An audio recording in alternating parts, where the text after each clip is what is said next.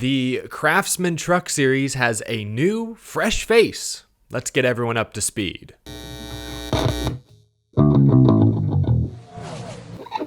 How's it going, y'all? My name is Eric. Welcome to Out of the Groove. Hope you're doing well. Lots to get to today. Real quick, this episode is sponsored by Carrera Slot Cars, who recently collaborated with Hendrick Motorsports on a few different sets. Frank from Carrera will hop on at the end of this episode to explain the difference between the Carrera Go sets and the more advanced digital set. But for now, you can head to their website. Link is down below. Be sure to use code NASCAR10 for 10% off their NASCAR products. Could be a great gift for the NASCAR fan in your life this holiday season. Let's start with the Clash. Bowman Gray Stadium is officially sold out. Announced yesterday, there are still some tickets available for Saturday's on-track action, but the February 2nd Clash at Bowman Gray is sold out. This was expected. I don't know exactly what the capacity at Bowman Gray will be, but I know it's far less than Daytona, far less than the LA Memorial Coliseum. If NASCAR couldn't sell out Bowman Gray months in advance, they'd have a serious problem. So hey,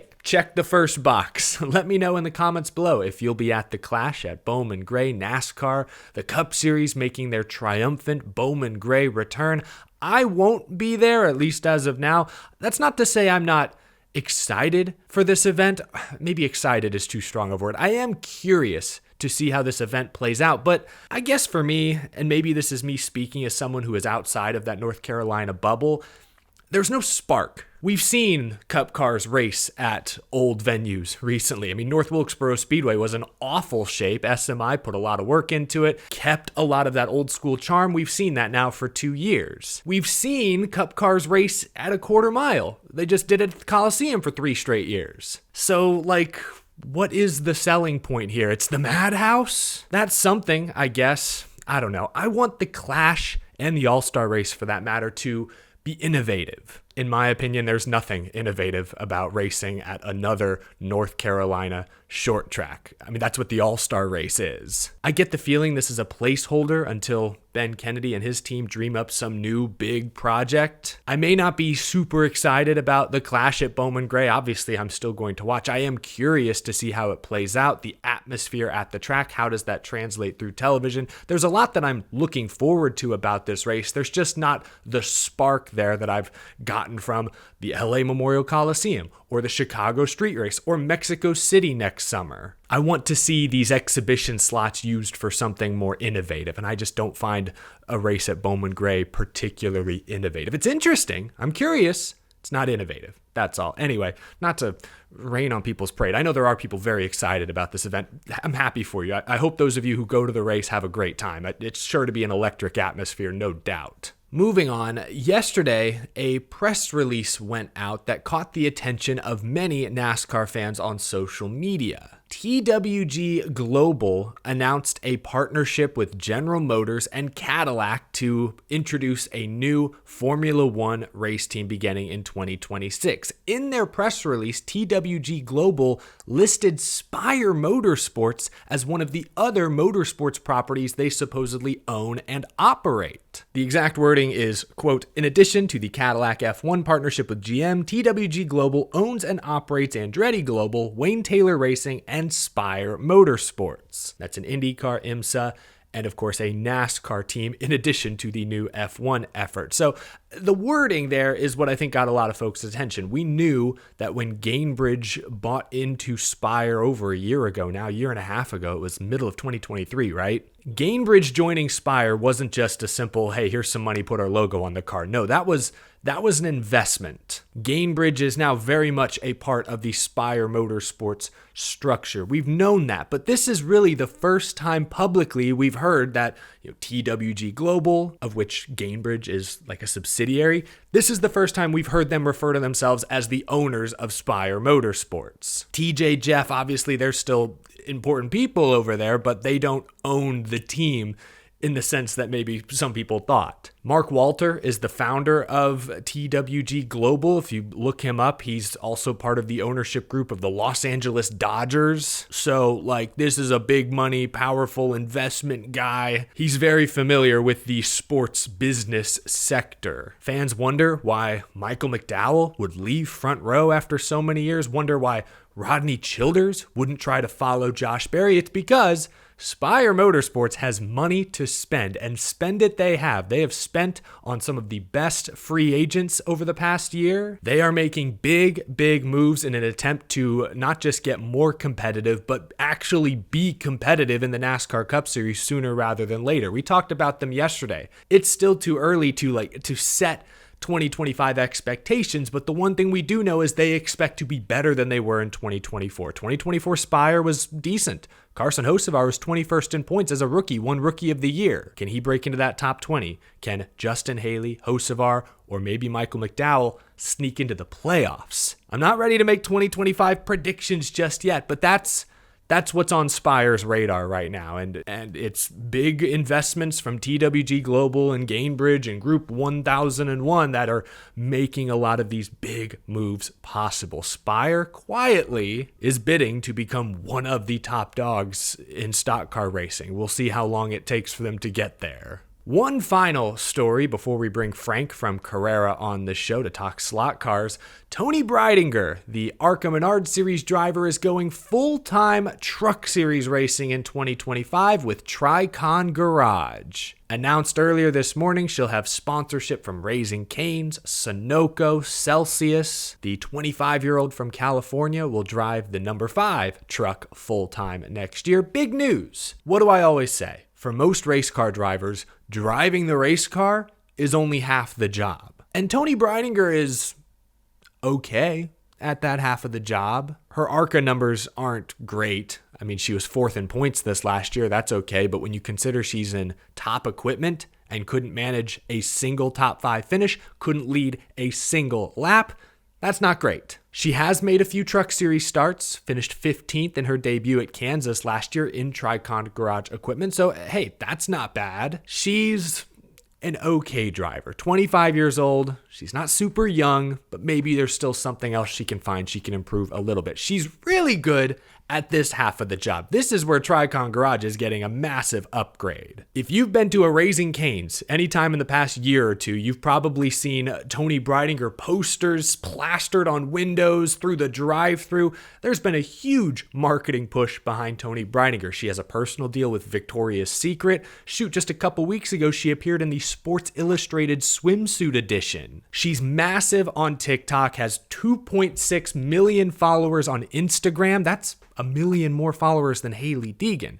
Chase Elliott, the most popular Cup Series driver, has less than 500,000 followers. Like, she is a massive modern social media star. She's great at that half of the job. Fantastic even at that half of the job. So if I look at this from Tricon Garage's perspective, she's replacing Dean Thompson. Dean Thompson brought some of his own funding, yes, but was not a marketing machine, and wasn't great at this part of the job either. Had an average finish of 19th last year, didn't manage a single top 5. So while Toni Breidinger is not the best driver for this job, she's far from the worst. And if I'm just comparing her to Dean Thompson, she's arguably an upgrade. She'll race alongside Corey Heim, who of course is going to win races next year. He's going to be a championship contender.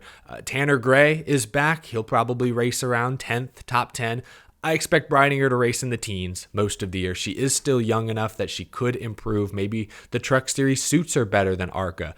I'm skeptical, but maybe she'll prove us wrong. As far as Dean Thompson's future, he did release a statement on social media today. I'm not sure where he ends up. My friends at the Daily Downforce have sources telling them he will end up at Sam Hunt Racing, taking his funding to the Xfinity Series next year. So Dean Thompson fans, rest assured, I think he's going to race next year, probably in decent equipment. No worries there. Toni Breidinger, full-time trucks. Leave a comment down below. What do you expect from Toni in 2025? As a kid, I loved playing with slot cars. Thanks to Carrera, I've been able to rekindle some of that childhood joy just in time for the holidays. Let's bring Frank in to talk about the difference between the different NASCAR slot car sets. I am now joined by Frank Thiessen from Carrera. Frank, I was recently sent a copy of the Carrera Go Hendrick Motorsports set. This is awesome, super fun. I grew up playing with slot cars, and I know a lot of race fans nowadays still love to collect and play, especially ahead of the holiday season. Can you explain to me just what went into the Carrera Go sets? Yeah, Go obviously is the entry level for slot car racing. As you know, there are different scales and different levels of slot car racing there. The Go set is basically for all ages 6 and up, so that they can put the step forward into slot car racing, but also for some adults are in that also because you have limited space, you just have a small apartment, so and you still love slot car racing. You want to basically have something in a smaller scale that doesn't take up the whole bedroom or living room. Well, you guys also sent me the Hendrick digital set, way bigger, heavy duty. I know there are different tiers. Carrera has different, I don't know what you would call them, classes maybe. How would you describe the difference between the Go that I just showed and something like the digital set? So basically, we have 3 different tiers in there, as I just explained. Go is a smaller scale, it's a 1/43rd scale, and it's what we call analog racing. So it's basically, from what we all know, from even if I'm a little bit older than you, from even at my childhood, it was basically 2 cars race on a 2-lane track. That is what Go is. Then we go a step up, what we call Carrera Evolution.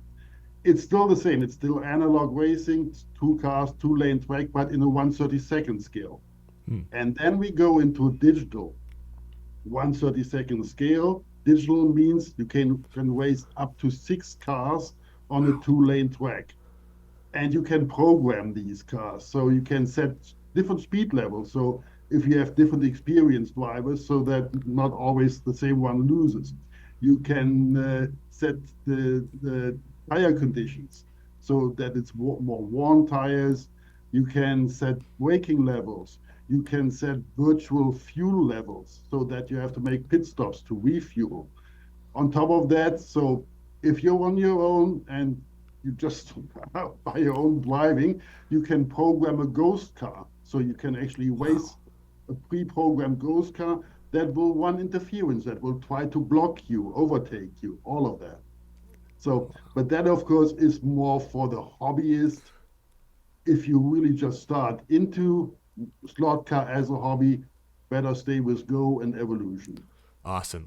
Well, folks, be sure to check them out. Carrera with some awesome slot car sets, especially if you're a NASCAR fan, especially if you're a Hendrick Motorsports fan. Be sure to check them out. Frank, thank you so much for stopping by and being on the show this afternoon. Thank you, Eddie.